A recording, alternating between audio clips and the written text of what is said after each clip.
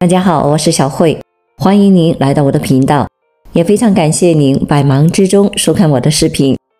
65岁的张叔一天晚上之后，突然出现一侧手脚没力，连站都站不稳，讲话也没有以前那么利索了。家人连忙送往医院治疗，结果被诊断为急性脑梗死。幸运的是，由于治疗及时，张叔第一时间接受了溶栓治疗，几乎没有遗留明显的后遗症。经询问后得知，原来张叔是一个资深的高血压患者，平时一直有在服用降压药，血压勉强控制在140到150毫米汞柱左右，虽然没有完全的达标，但他也很满意了。最近2个月以来，每次吃饱饭后就容易犯困，吃饱了就睡觉，整个人都提不起精神。刚开始他以为是血压出了问题，结果测量出来的血压不但没高，反而降到了120毫米汞柱左右。由于血压不高，所以他也没怎么的在意。不成想，后来居然发生了脑梗。医生推测，张叔之所以会饭后发生脑梗，原因很可能是餐后低血压。什么是餐后低血压？餐后低血压的定义是在餐后的收缩压下降超过20毫米汞柱，或者是由餐前的大于或者等于100毫米汞柱下降到90毫米汞柱。所以说，餐后低血压不仅仅是指血压低于正常值，也有可能是处于正常值的范围。就比如张叔，他原来餐前的血压在140到150毫米汞柱，餐后降至了120毫米汞柱，降幅超过了20毫米汞柱，并且出现了困乏等的症状。虽然血压仍然在正常的范围，但也属于餐后低血压。为什么餐后低血压会容易引发脑梗死？我们都知道，水管里面的水如果想要从低处引到高处，那么必须要通过水泵提供一个压力，否则就不可能会把水输送上去。压力越高，水流的流速就会越快，水流能够达到的位置就越高。我们的大脑也处于身体的高位，血液泵入大脑也需要一定的压力，这个压力就是我们所说的血压。同样的道理，血压越高，血液的流速就会越快，大脑的供血就越会充足。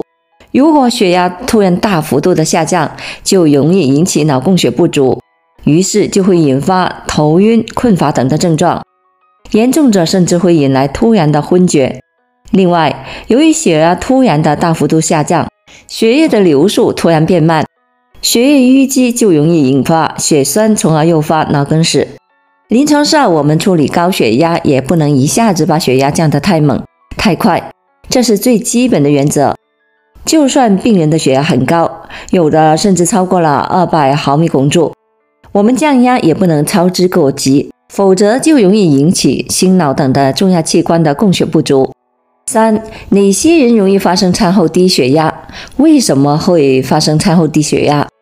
我们人体吃东西以后，为了更好的消化胃肠里的食物，身体会将更多的血液分配给胃肠道，血池里的血就那么多，分配给肠胃的血液多了，那么供应给其他器官的血液就会减少，从而使血压餐后出现下降的趋势。但是正常的情况下，我们餐后的血压并不会出现比较大幅度的波动，因为我们身体调节系统非常的强大。当身体感受到血压出现下降的趋势以后，身体就会通过增强心肌的收缩力、收缩周围血管等的方式来维持血压的稳定。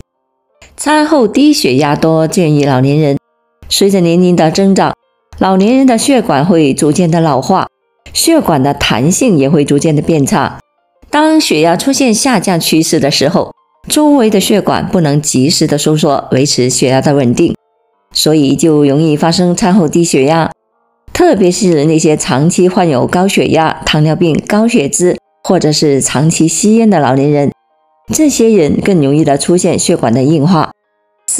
应对餐后低血压应该多做3件事。多测量血压。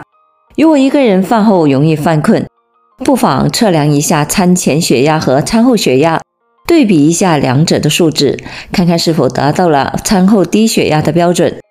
对于容易餐后低血压的老年人，控制血压的标准不用太严格，血压稍微偏高也是可以接受的，只要不超过150毫米汞柱就可以了。如果血压偏低了，则需要调整降压药治疗的方案。2. 多吃蔬菜水果和粗粮。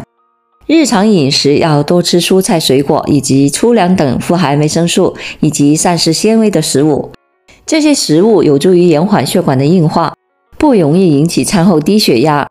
米饭、面条、甜品、碳水饮料等的高碳水化合物的食物要适当的控制，这些食物容易加重胃肠充血，从而诱发餐后低血压。3. 多做运动。运动有助于增强心肺功能，增加心脏的泵血能力，从而增强机体调节血压的能力。另外，运动有助于延缓血管的硬化，从而有利于预防餐后低血压的发生。老年人日常要多做运动，比如散步、快走、体操、慢跑等等，每周运动3到4天，每次运动半小时左右。只要能够坚持下来，血管硬化的状况会慢慢的得到改善。5. 如果不想被脑梗死盯上，饭后要少做3件事。1. 饭后立刻的睡觉。刚吃过晚饭以后，身体会分配更多的血液给胃肠道，这个时候大脑本来就处于一个供血不足的趋势，只是身体通过强大的调节能力，通过增强心肌收缩力、收缩周围的血管等的方式，得以维持血压稳定，维持重要器官的供血。如果刚吃饱就睡觉，睡着以后身体的迷走神经会占主导的地位，这个时候心率会减慢，血压会下降，就更容易的引发大脑的供血不足，从而容易引发脑梗死。另外，入睡以后，由于人体的新陈代谢率降低，容易使摄入食物中所含的热量转变为脂肪，从而容易引起血脂升高。血脂异常也是诱发脑梗死的重要因素之一。2. 饭后立即洗澡。吃过饭后，全身的血液开始往胃肠道集结，形成大脑处于一个供血不足的趋势。如果饭后立即的洗澡，皮肤的毛细血管会扩张，从而容易引起血压下降，引起脑供血不足，从而诱发脑梗死。3. 饭后抽烟。饭后吸烟的危害比平时大10倍，因为餐后内脏的血液循环增快。